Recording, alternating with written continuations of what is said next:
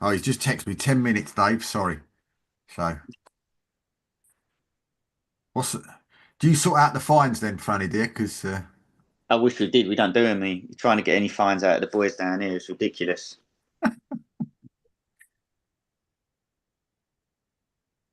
I don't know what he's up to because he was on me earlier. Make sure you're on there at 10 to 7. Make sure you're ready. Yeah, so he could be late. Exactly, yeah. right, let me just share this out, and then we're ready to go.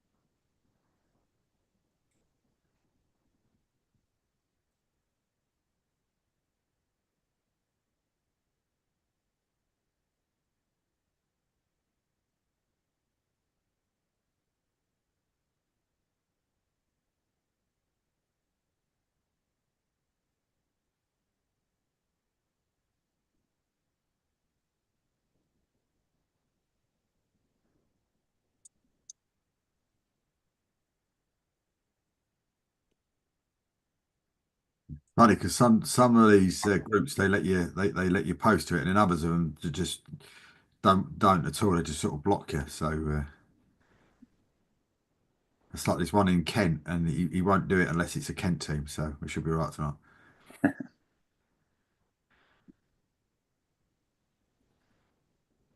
I was going to share it to the Margate group, but I don't think they'll accept it, will Ah, not really.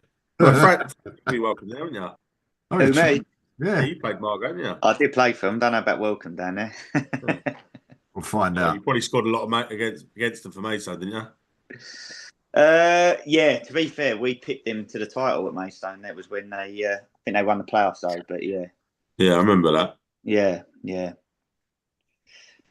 They've got yeah. one of the best chairmen in the game, though, down at Maidstone, haven't they? He was on the show last week as well, the week before. Terry or Uh, Oliver? Oliver. Oliver, yeah, great bloke, Oliver. Yeah, lovely bloke. I remember the funny story about them was that we went to, yeah, we went to down there for a 3G Cup thing that they had. Yeah, And we went down there to do it. And when we went down to do it, he said, "Oh, it's all it is just fans. It's a fan thing." I said, "Don't worry about it, Dave. It's a fan thing." So we went down there. It was us, Maidstone, and Sutton. yeah, We went down there to do it. Got there, and as we got into the car park, I think Maidstone played their under 21s in this competition. And then when we got there, they started reading out. The secretary started reading out who was playing for Sutton. And I got halfway down the list, and he's gone, "Oh, and F and a Cuckoo's playing for Sutton." And I just remember the chairman of Harlow now. He's got F and a cuckoo. He says, "You're having a laugh." Aren't you? Do you know what I mean? We got absolutely bashed because we went down there. We're like, do you know what I mean? Like completely unfit to be all the rest of it down there like that. We got absolutely annihilated in every single game we played, but it was good fun. It was good yeah, I fun. guess you were one of the first three clubs to have three Gs sort of Yeah, locally. we were. Yeah, I think it should. I can't think who the other club was. It was supposed to be four clubs that was in it, and one pulled out. I can't think who it was. I think saying Whiteleaf, but I'm not sure if it was or not. But it was there was somebody else that was supposed to be in it, and they pulled out at the last minute. But it was a good day, but it was knackering when you're playing, against sort of semi-professionals. Do you know what I mean? And a yeah, pinging ball sort of 40 yards to feet, and you're sort of struggling to put it and pass together from 2 yards away. It was ridiculous. But there we Do you go. think though the timing of like Maidstone as an example, getting that three G, they got it before everyone else had it. Yeah, It just it just absolutely accelerated what they were the sort of plans were to do. yeah, I yeah, remember in the crowds you were getting just ridiculous, weren't they? yeah. yeah. At that level at the time as well. I signed there. I actually left Tommy from Tunbridge to go there, and it was the second year they had the stadium. They come out of the Ryman South in the first year, and then I went there the second year. And we was in the Ryman Prem. I think we was playing teams like VCD on a Tuesday night, and there was two and a half. 2006, 700 people there on a Tuesday night. Crazy. Crazy, yeah. Right, let's get this going. The man's here. How are we, Tommy? Yeah, sorry about that, Dave. Yeah, just running a little bit late. All good, thank you. Good. That's Tom. Well, welcome to the Repost Non-League Show. We're here for the next hour, and really pleased to say that got some real friends of the show, and I think somebody that's maybe a newbie. I think first time on the show, so as well. So it's great. So a big welcome to Ben from Ramsgate. How are you, mate? Not bad. Thanks for having me on. No problems. And of course, old friend of the show, of course, manager down at Farish. And Tommy, how are we, sir? Yeah, all good, thanks, Dave. Sorry about the lateness, but yeah, all good, thank you. That's all right. Franny said he's a 10 quid fine in the post. Yeah, no problem. A living legend as well in Franny Collin. It's great to have you with us, mate. Yeah, good to be here, thank you. So, I mean, this week then, I mean, anything that we always start off with the same sort of question to everybody before we go into individual clubs. But I mean, anything this week that sort of took your eye in the sort of non-league wise this week? Ben? Well, the 9-0 Beckenham, I guess. Obviously, locally. Yeah. Obviously, all the games on at Lancing. And Beckenham finally get a home game on after all the sort of stick and abuse they've been getting. And they go and wallop someone 9-0. So, fair play to them. Because there was another 9-0 in the Summer League South as well, because I'd done an interview with My Life in Football interview with Steve Massey from Helston. And he said it was going to be a tough game and for them this week. And they got turned over 9-0 as well. So, that was a bit of a journey for them. And then getting turned over by 9 as well. So that wasn't great for them. But anything else, Tommy, anything you've seen in non-league wise? Yeah, no, I mean, obviously all the leagues are so tight now, from playoff places to, I think, like with Ben's scenario as well, like he's sort of involved in a 2-horse race. We are as well but the teams aren't a million miles away. But no, it's just the old saying. Like this time last week, pictures change, and it's changed in our league this week. Unfortunately for us, not the better. But it's with 10 games to go, it's the time when everyone is looking at the runners and riders, and I think all the leagues are so tight, especially with playoff contention places. Franny, anything you've seen? Yeah, no, I think like what Tom just said then about this, we're at the stage now where boys have got their phones out in the changing room before they get in the shower. Everyone's checking results, checking scores elsewhere. Because we're getting towards that stage of the season now. I mean, I had to look in the league above, just at a couple of mates at former clubs. And obviously, I didn't realise how tight it was down at the bottom of the Ryman South as well. Teams that I thought were cut adrift. All of a sudden, Phoenix got a good win at Bay, didn't they? So there's a few teams that are giving themselves a bit of a lifeline in that league. I mean, I looked at some of them as well. This, as you said, it's sort of really sort of consulting up some of the games as well in the Summer League as well. And Kettering had a flying start, and they're really stuttering at the minute as well. So that they've sort of gone through a really sort of almost like a sticky patch. Although they've got sort of like I think 4 games in hand on Bedford Town at the top, but they're fallen sort of 6 points behind them. And I remember Bedford were on the show about 3 months ago and told me that there was no way that they were going to be still in the playoffs within the next 6 games, and since then they've actually gone top. So it's that's quite interesting. But are you surprised that any clubs, maybe even in your leagues and that are maybe not doing as well as you was expecting them to do at the beginning of the season? I'll leave that with Ben. Ben can start that one. That's a tough one. Probably, in our league, you're looking, Ashford, AFC Croydon. Certainly early on, we went AFC Croydon first game of the season. They'd just been promoted. You've got Stormzy, Zaha that are owning them, and there's a lot of talk. So you're kind of thinking, well, they're going to be up there or thereabouts. But yeah, they're 15th, and they've not done particularly well, and they've had obviously on the 3rd manager now. And obviously Ashford, I know, to be fair to Ashford, I know obviously Tom knows them probably a lot better than I do, but they've had a lot of injuries this year, which I don't think have helped them. But when you look at it, just a glance there, they've not certainly not hit the heights that you'd expect from a club that size, really, in this league. I suppose one of the weirdest things, I suppose, in your league, Ben, this year was the fact that the Beckenham Town manager moving from Beckenham Town down to Phoenix Sports. Yeah, I mean, obviously, all sorts going on behind the scenes there. I mean, I think am I right in saying they got a reprieve last year? It was a Yeah. Phoenix, yeah. Yeah, Yeah, Beckenham. so Oh, Beckenham, right? yeah, obviously, yeah. I think he was the manager last year. They got relegated, then they started really well, and then obviously he's gone to Phoenix.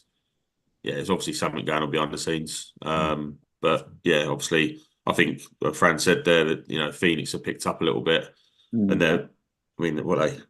I think it's 3 points away now. 3 points away from it. Yeah, I mean, we played them a couple of weeks ago, and like 3 days before, suddenly you got 5, 6 new signings, and they looked a dangerous side that day. To be fair, so it doesn't surprise me they've gone and beat Herne Bay, and I think away from home, I think Phoenix will be all right. It's just when they're playing at home on that, yeah, it's a Sunday League pitch, without being too disrespectful. When they're playing there with the players they've got, I think they'll struggle at home. So I don't know how many away games they've got, but if I'm them, I'm hoping for some 3G games. Well,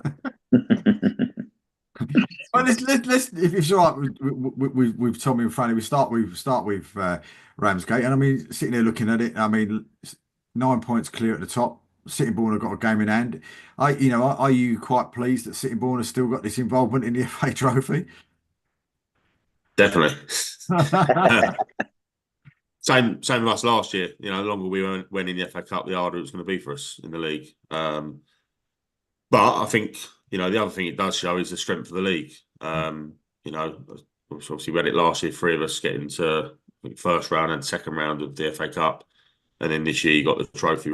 Hive had a trophy run last year. Not forget that. I think you played in that, Fran, didn't you? Yeah. And then the trophy run this year, like, it just shows actually. There's some top teams in this league, and it's difficult to get out of, as we all know. It's very difficult to get out of. So we're just hopefully it derails them slightly. Who knows? It could give them momentum. So we just got to deal with ourselves and not worry about them. And hopefully for them, chance of Wembley, 2 games from Wembley. That's crazy. So I'd love to see him at Wembley. It'd be incredible for our league to have a team at Wembley. But yeah, who knows? I was having a chat with somebody else as well this week, and they were saying about the Hornchurch situation, saying that I don't think it'll ever get done again. And I sort of just had to remind them that Sittingbourne are sitting there, that were still in the competition and a step below where they were when they won it. Yeah, so it's a remarkable sort of achievement, but they've got a home tie. I certainly think they'll fancy their chances with whoever they sort of drew in the next round. So obviously got a tough one with Aldershot, but at this stage of the competition, they're not going to get a gimme tie. They've knocked out Southend away, so why wouldn't they think they could win at home against Aldershot? Yeah, no, absolutely. And that's this weekend as well, isn't it? Is it this weekend? Yeah, this Saturday. Yeah. But with Ramsgate, though, unbeaten in the league in 2025.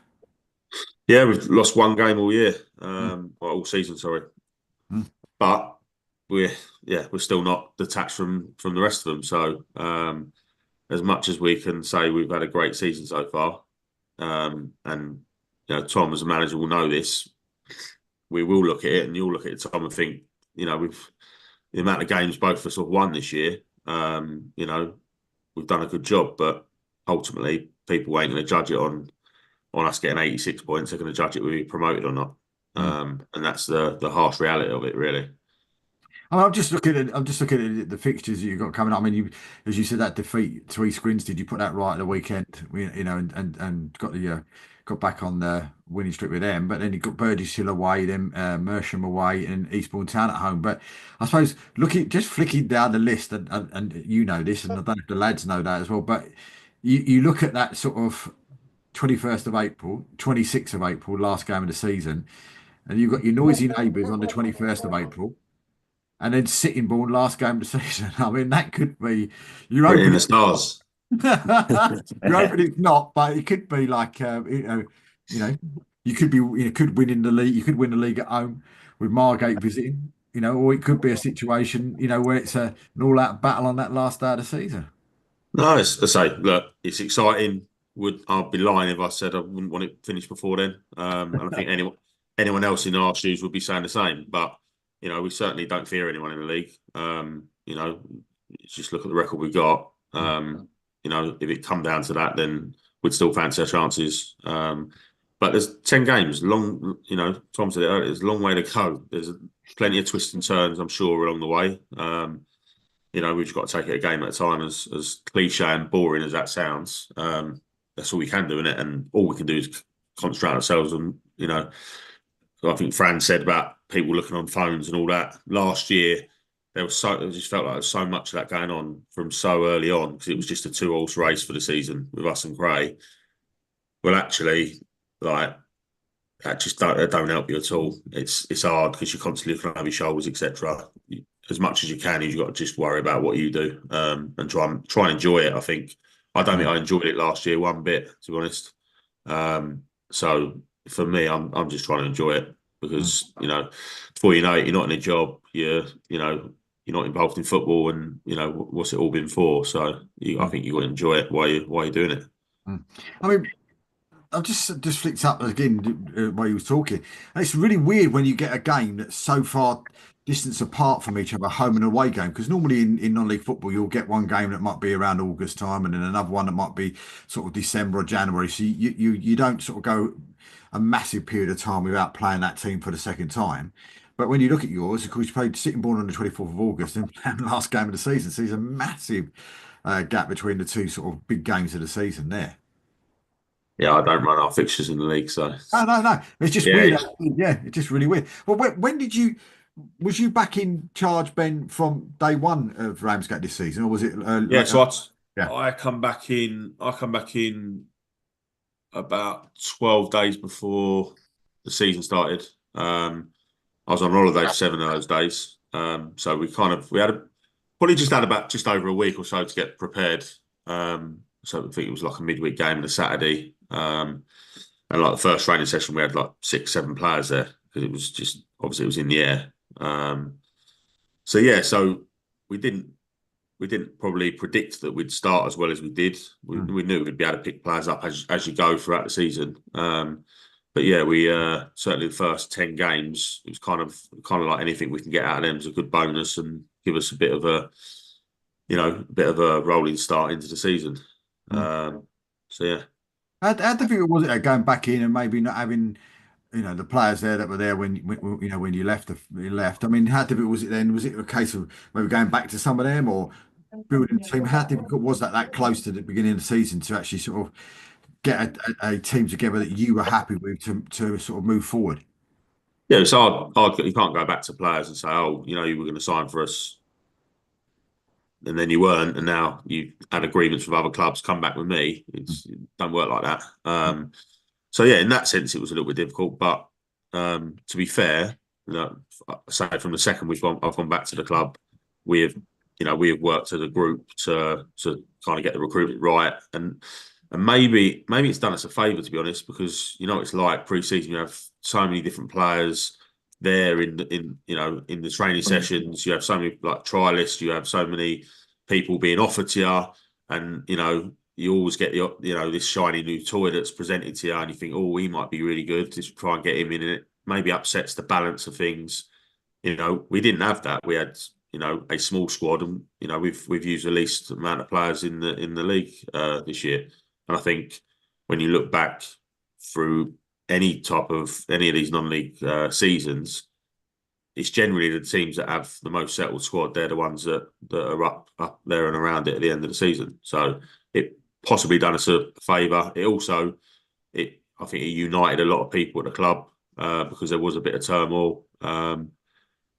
So it meant, in a perverted way, it might have been the best thing for everyone, to be honest. And what was it like on the 24th of September? Now you get a county cup, and the draw comes out. You got Margate, and all of a sudden you're getting 1,800 through the turnstile. I mean, that's incredible, isn't it?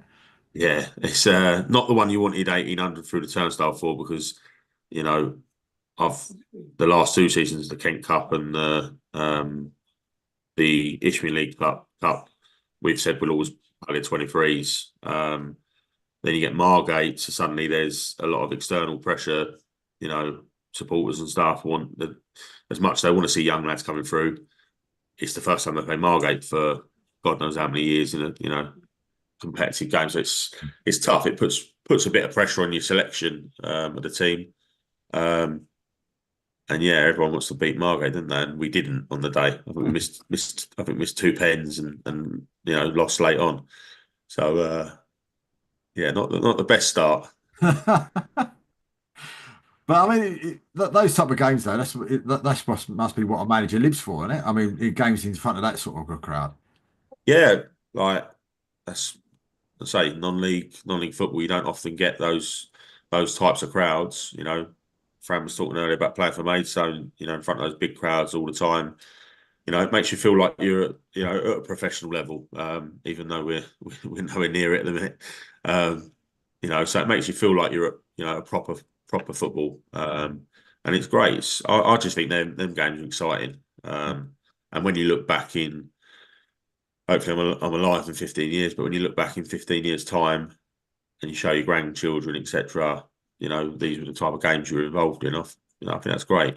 I didn't have the playing career these two had, but yeah, it's nice to experience those things in football because ultimately we're in it because we love football.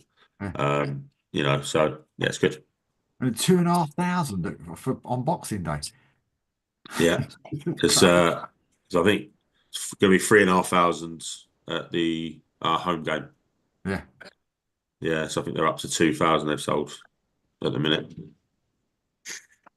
Would that be the greatest way for you? I mean, I know you want to get it done and dusted before then, but I mean, would that? It's my birthday as well. Oh, there you go. So would that be something really special then, if you could manage to of course. clinch promotion and against the rivals and at home and on your birthday? I mean, I think if you asked anyone, that's the way to do it. But yeah, I don't think my heart will probably survive that. So no thanks. So I mean, with it, I mean, you've got to be sort of like when you first went in, and you said you got in there and spoke to the chairman, etc., etc. Was the aim to was that sort of target set to go and win it, or was it just to get out of the league? I think the target at that point was, obviously ultimately we want to try and get promoted. But I think the target at that point was to just rebuild and actually get the feel good factor back. Whatever happened. And it was just important that we sort of just got things, moving forward. And as I say, like, again, I think at times in adversity, it brings people together, and it's certainly done that for us. And, again, I don't need to say this on here. I'm quite open, what I say. I think I've never felt as united at a football club as I do right now. How long that lasts for, we don't know. But, yeah, hopefully it goes on for, some time. I mean, Jamie Harrington's come and said, Tommy, keep up the hard work. Faversham, we miss you, Ashford, mate. He's also said you're doing a great job at Ramsgate, Ben. Thank you. So there's a lot of people there thinking the same thing as everybody else. But I mean, with the squad itself, I mean, you've got the transfer window closing shut very shortly. I mean, happy with what you've got? Go on, Tom. I've been talking loads here. You can crack on with that. I think so. I mean, you're never like we've just bought Faggy in, like Tommy Fag. He's been out for nigh on 2 months with this injury, and we've sort of gone on him to. I don't know where they're saying he'd never play again this season, but we've intensively worked on Faggy. We've got him. If someone like that comes available, Ben will tell you you've got to take him. Yeah, he's top player. Yeah, so. We've been quite fortunate. Obviously, I've had him before at clubs. The season's now coming to an end. Obviously, everyone knows that what's going on at Faversham. We want to get out the league, and no one wants to play in the Kent League. I get that, but they're looking at the bigger picture, and we've got. I keep calling it the Kent League because that's how I look at it. But yeah, he's if something becomes available, it's going to improve you. Then yeah, but I'm not a great one for having bodies in the stand. I can't. you can't keep everyone happy. We've just released, I think, in the last couple of weeks, like 5 players to bring in. I think 4. So we're one light, but we have got a couple of 23s that have come in and not let us down. And because we're at the level we are, no disrespect to it, the 23 should be able to step up and go into it and perform. So I'm more than happy with what we've got, providing obviously there's no massive influx of injuries. We're run with what we've got, and it's it's a good enough squad definitely to try and get us over the line. But it is a very, very tough league to get out of, I must admit. I mean, we've had a few playoffs with Ashford and whatever, but I've never known this a league to be so frustrating as what this one is. But it is what it is, and you just got to run with it. I mean, sitting there, played 28 with 62, but you got VCD right behind you, 2 points behind with 2 games in hand. Yeah. I mean, at this time, that's what I'm saying. This time last week, it was in our hands. Unfortunately, we've drawn a couple of games, and that's all it takes.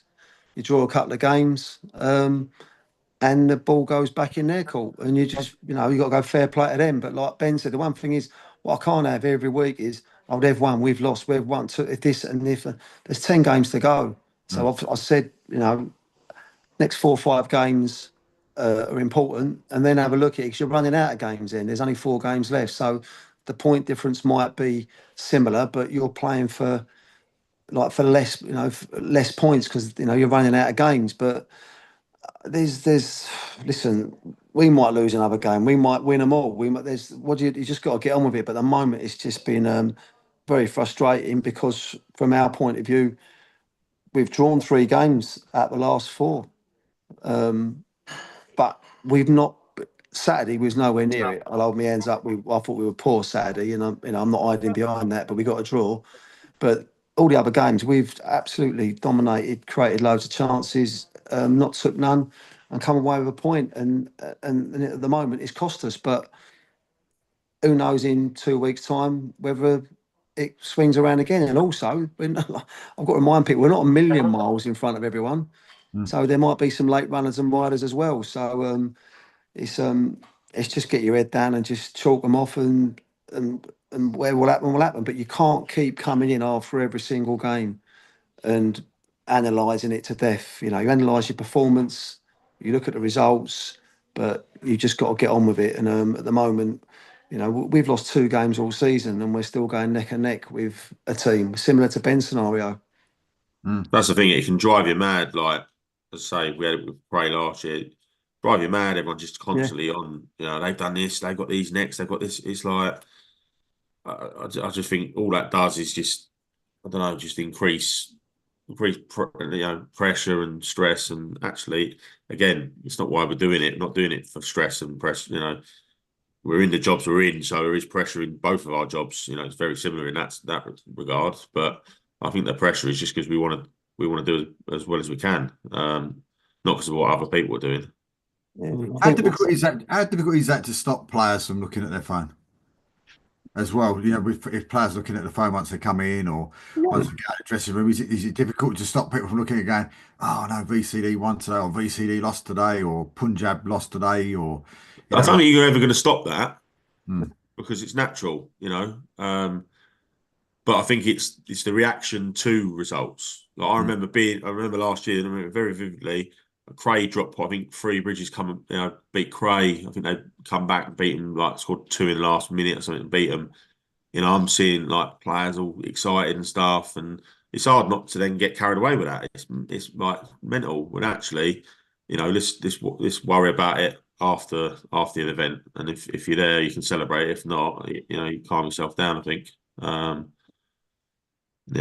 people are going to look at it. It's just about just calming people down, and you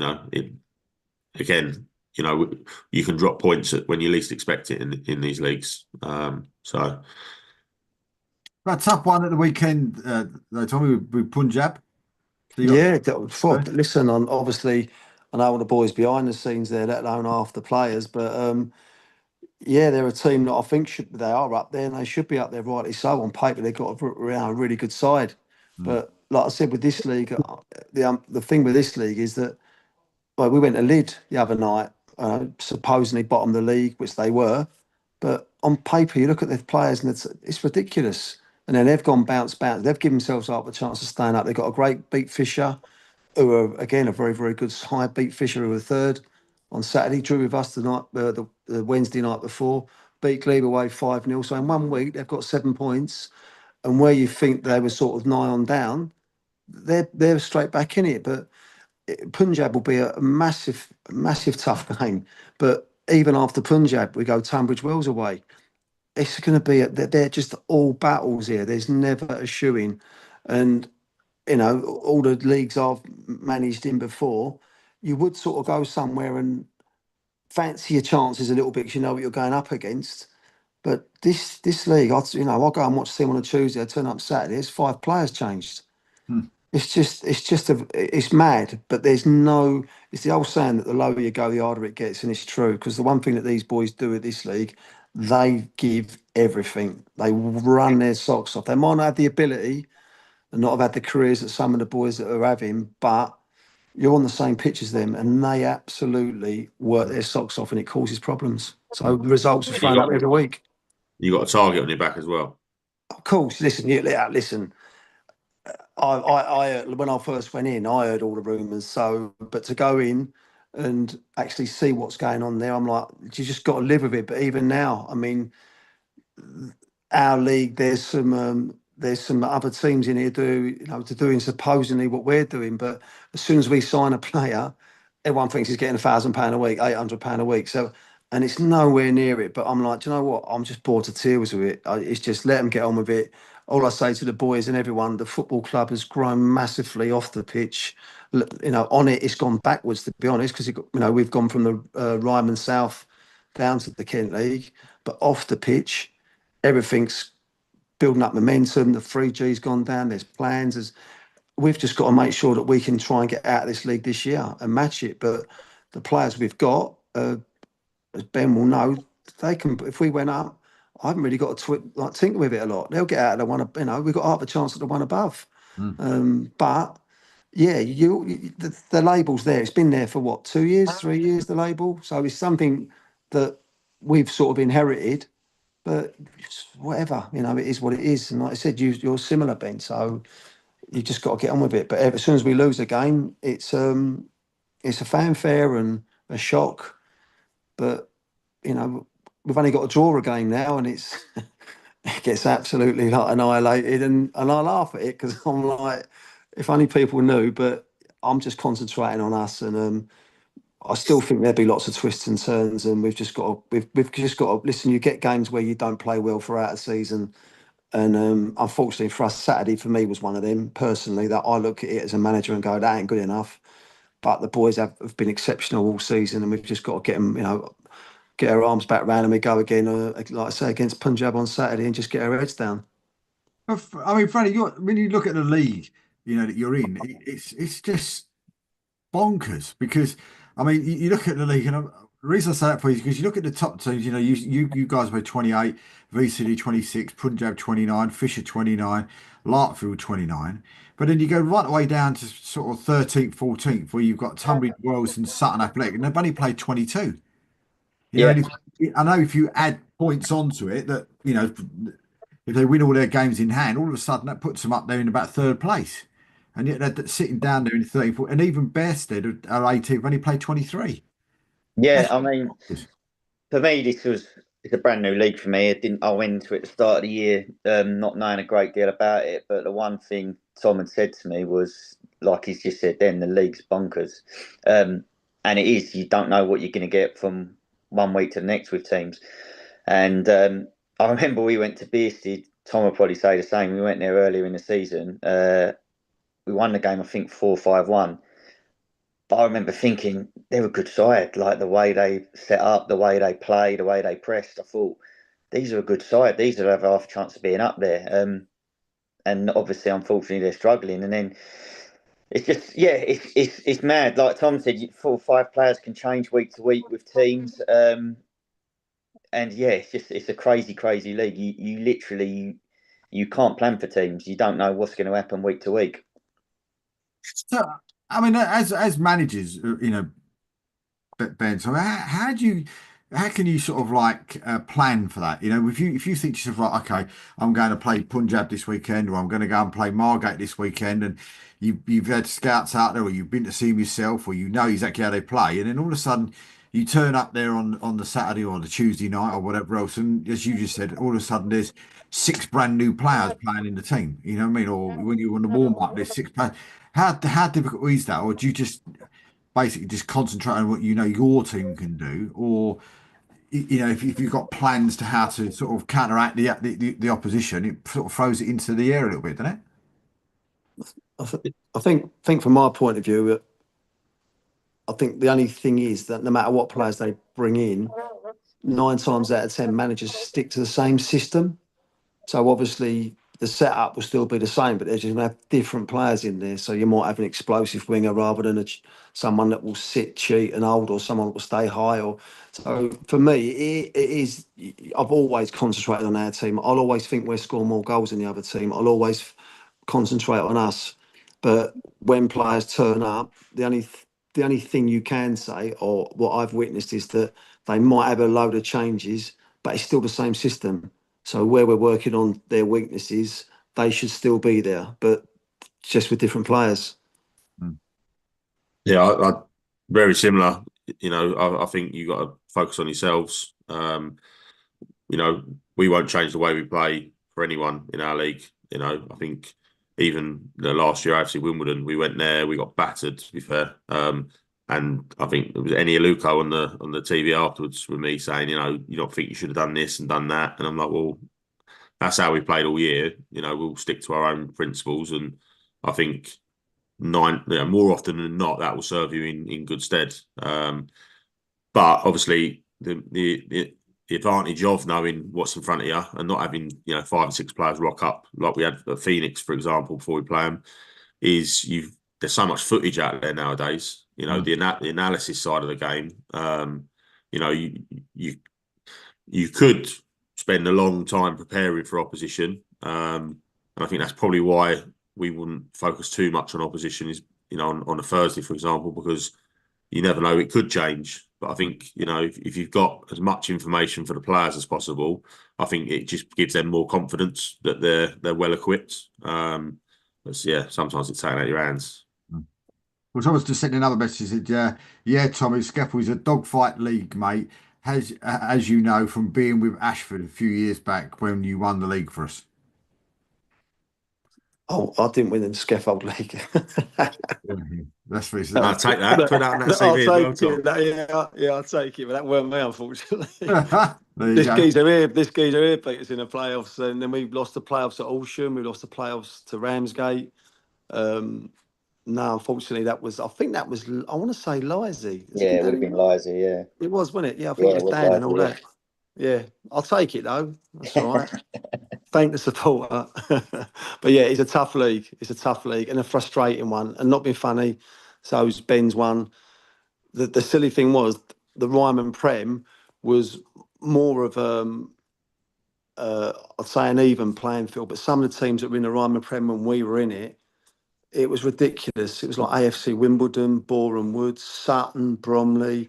And you look at what all them clubs are now, and now they've grown. And obviously, that's what all the clubs want to do.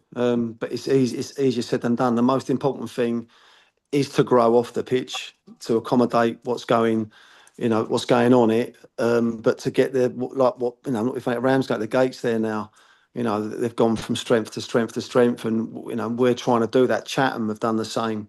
So these sort of examples of how it can be done is what people want. I mean, Maidstone had to go backwards to go forwards many years ago. It can be done, but it is easier said than done, and you do need a little bit of luck on the way as well. By the way, it's not just about the quality and the players you bring in. You need that little bit of luck. And hopefully you get the two together, you get your results. But we're definitely at a football club that there's intentions on trying to get through these leagues, and that's why I think obviously the interest is always on our results afterwards. When the fixtures come in and the results come in, everyone's dying to know if we've lost or won or drawn or whatever. And that's the target you've got. Ben's got it, his club this year. Sittingbourne will have it as well.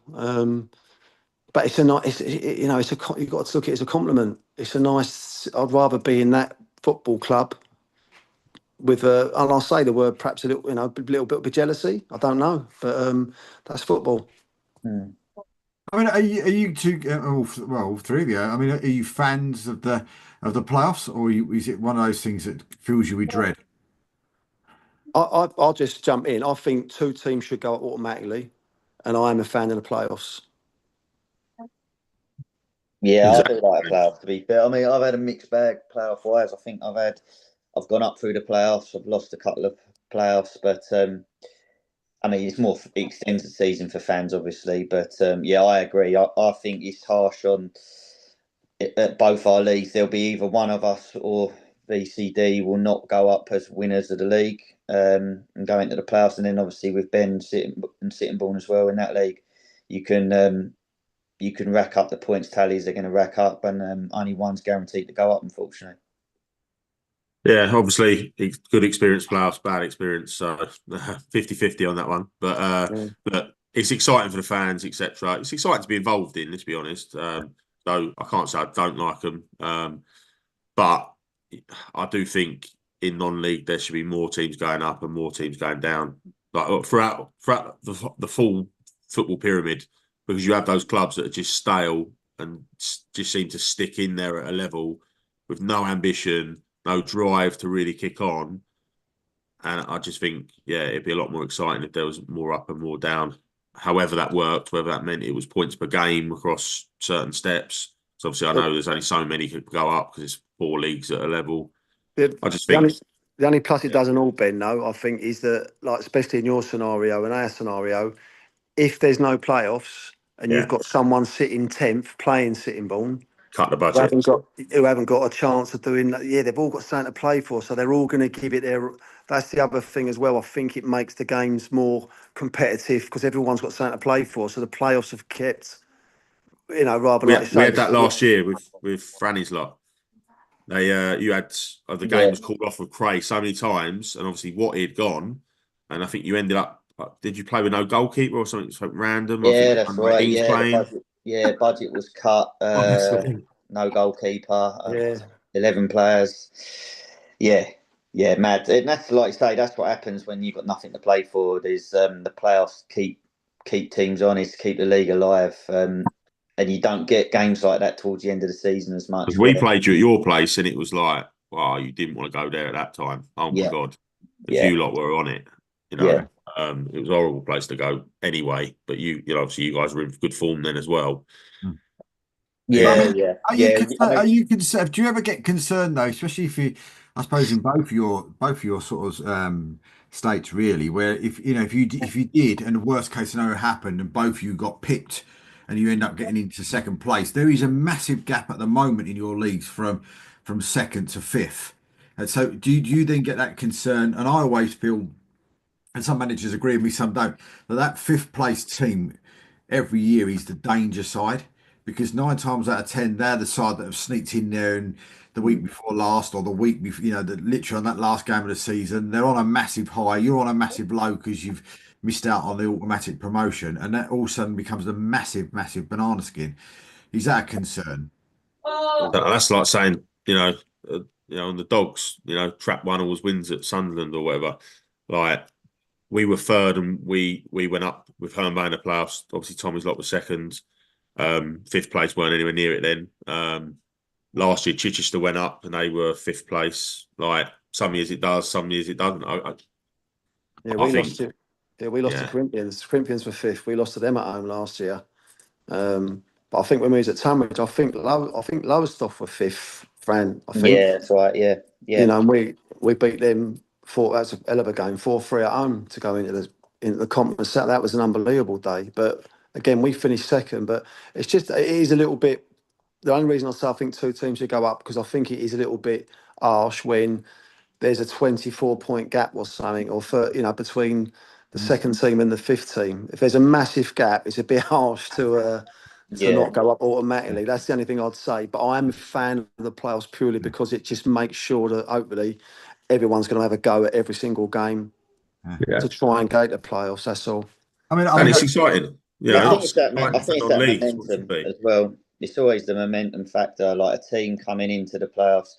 I remember a couple of years you saying about the gap in points a couple of years ago with Hive when we snuck in on literally. I think we snuck in injury time on the last day of the regular season, and then went to Ramsgate, who was second, obviously, and beat them. I don't know. I can't off the top of my head what the points difference was, but they must be looking at it thinking it must have been 20 odd points between us and them. And then come 11 o'clock Tuesday night, we're going to a playoff final and their season's over.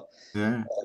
And that's that situation. That situation happened a few years back for Harlow as well, where they were neck to neck with with Needham Market. Both scored over 100 points. Both scored over 100 goals, and I think Harlow were 26 points clear of Thurrock in fifth.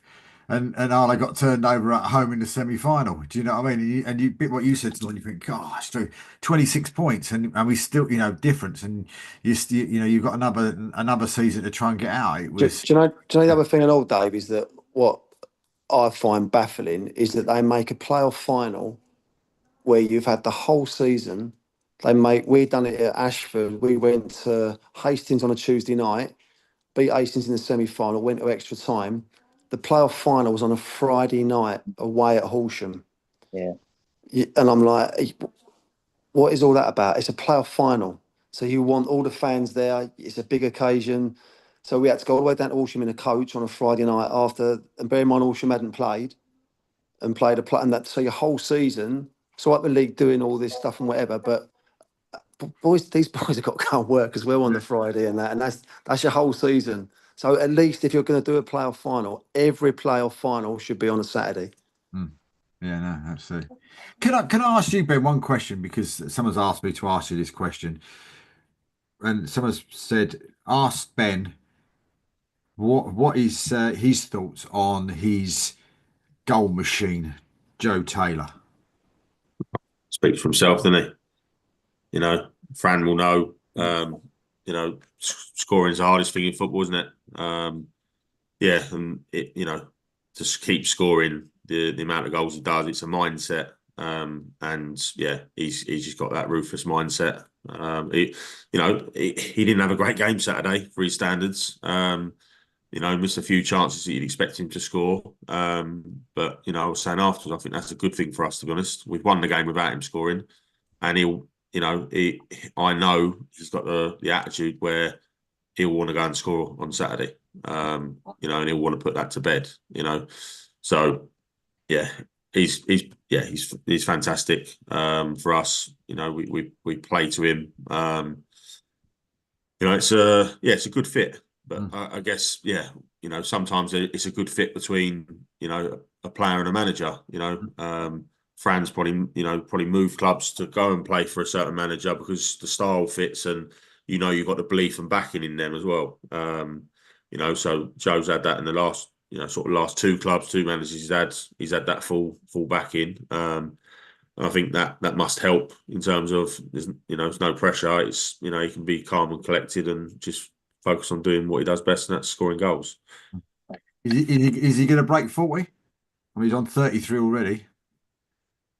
I'd expect so. I hope so. He does it. It could be a good thing for us.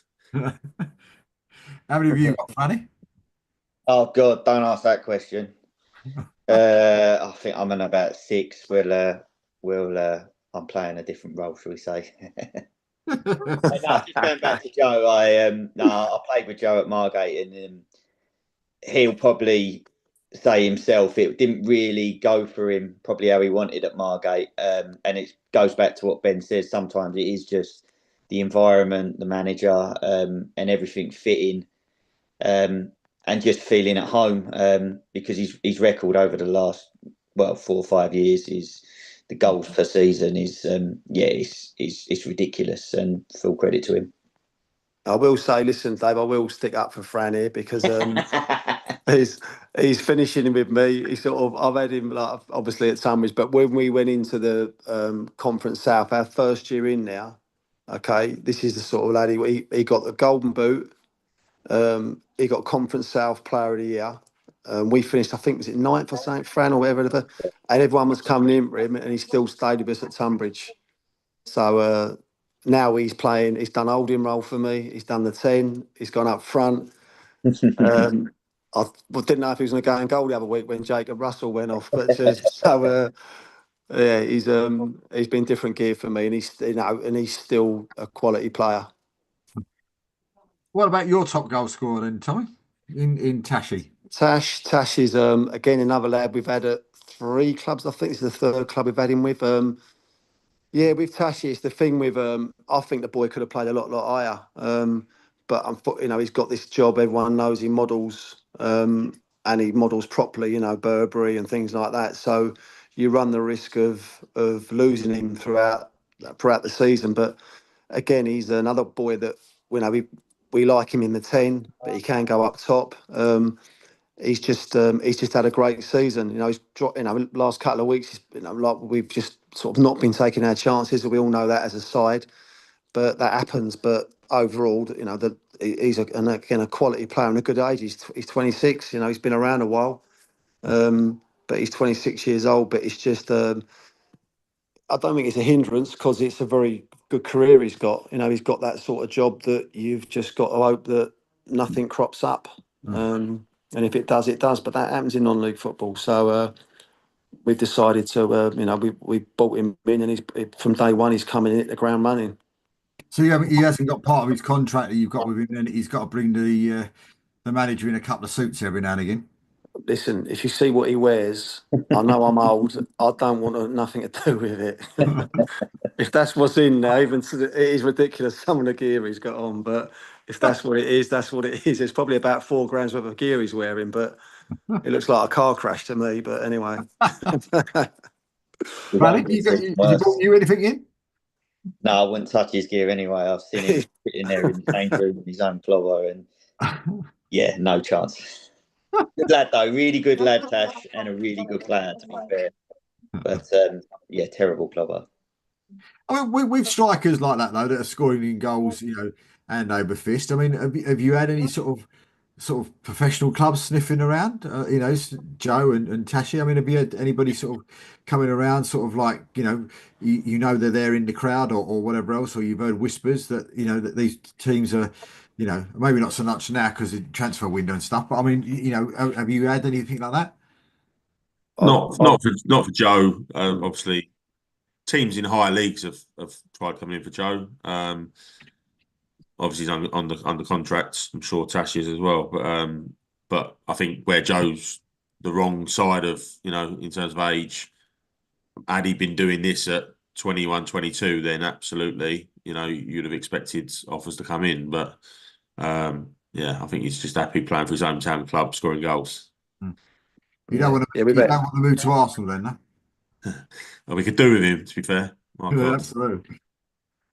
Yeah, no, the same with Tash. No, I mean Tash hasn't got the age thing, but no one's. We've not heard no whispers. But obviously, when you score goals, no matter where you are, whatever league you're in, it will get back to football clubs, so they will send someone down to have a look who's the lad getting all the goals. So it will attract attention, but we've not heard nothing about clubs coming in for anyone, to be honest. So, which is a good thing and a bad thing. Again, always go back to the past, and we got a lot of players that have moved on to professional football clubs and not been funny. That's what you want. You love that. You bring them in, develop them, make them better people, give them good character, which I think is key.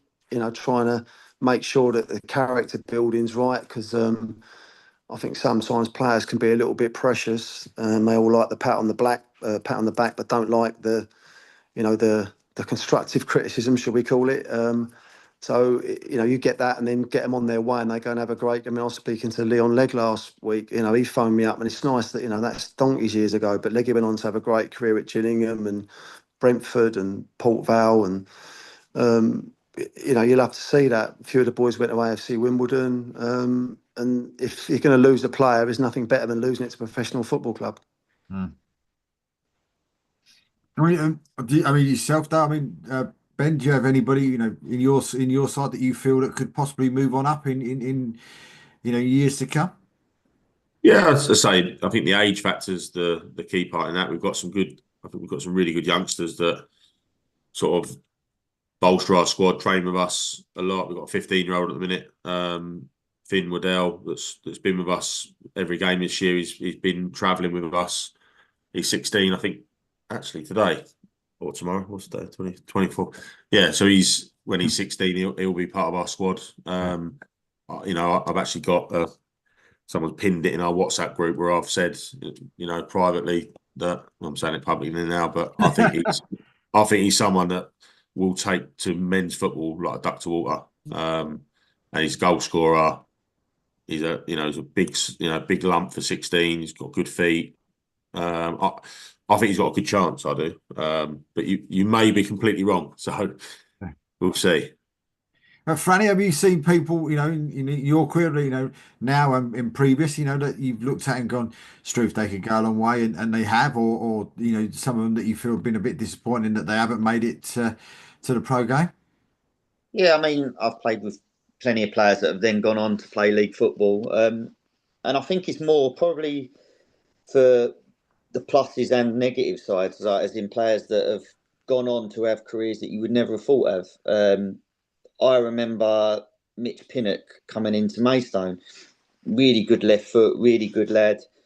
For whatever reason, just didn't work out at Maidstone. I think he was behind Bobby Joe Taylor in the pecking order a little bit, maybe. Didn't really work out for Mitch. He probably stayed off season and moved on. Went to Dover, found his feet, and then he's gone on to play, I don't know, 250 league games. So, yeah, it's sometimes, and then there's players that you look at and think they should be playing league football. And like Tom said with Tash, there's always reasons why maybe that doesn't work, whether it's job, whether it's things going on outside of football that we don't know about. And non-leagues just fits in better with them. Because you look at it sometimes, don't you, and you think maybe these pro clubs don't look down as far as sort of step 4, step 5. They might look at step 2, step 3 and all the rest of it. But then you get like the guy from Athletic Newham at Kone who's gone into Wickham and just ripping the place up, isn't it? I mean, so it probably does prove that they are looking at that that sort of level. I put a 7-day in for him at the start of last season. There's put a 7-day in, and the message we got back was like, fine, you can speak to him, but I think he's going to go to like league clubs are looking at him. Yeah, we're thinking like, good player, but really. Yeah. And lo and behold, like 2 weeks later, signed for Wickham. Like, Yeah. wow! And now doing what he's doing is just mental. Yeah. I mean, I keep saying to people, it shows I know a player when I see one. But I mean, insane. To be fair, like that's like a Jamie Vardy rise from nowhere. I mean, actually, it's lower than where Jamie Vardy was. I mean that's insane, really, isn't it? Because I know there was talk, wasn't there, I think in the transfer window as well, that he was going to move on up again, wasn't there? They were talking, in the millions for him to go. I don't know if it was the Championship or where it was, but I know there was talk about him going up, moving up even faster, and that would have been a real rise. I think it's QPR that Ainsworth's at.